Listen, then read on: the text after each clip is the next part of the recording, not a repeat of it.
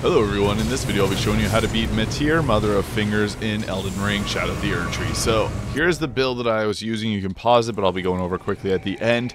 Now this is a pretty challenging boss fight, but if we're using the blasphemous blade, it actually does a good deal of damage against this boss, and it helps keep us alive. Now the blasphemous blade did get a nerf, but it's still plenty strong. So I'm using Golden Vow there and Black Flame Protection just for the damage negation. That's going to help out a lot here, as some of the attacks do hit hard. The attacks are well telegraphed for the most part, but the camera angle is going to be the hardest thing for this boss. Now the target lock-on is on the chest there, and as long as your mimic is able to grab aggro, you can hit it with the blasphemous blade's Taker's Flames. But if it's aggroed on you, I'd be a bit more defensive playing.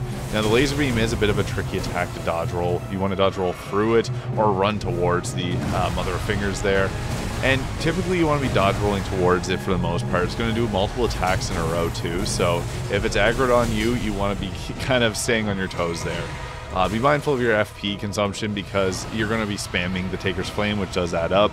Now the Mimic trying to apply Scarlet Rod's not a bad strategy either, because it's a pretty good skill for pulling aggro, but yeah, the overall strategy that we want to use is just spamming the Taker's Flames to give us that heal on attack.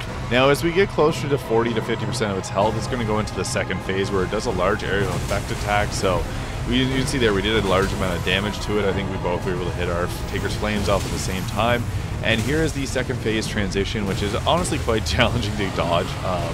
Now, using the Scarlet Rot's not a very good strategy here. It doesn't get affected by Scarlet Rot, but we can draw aggro really well with that skill if you have it equipped for your Mimic to use.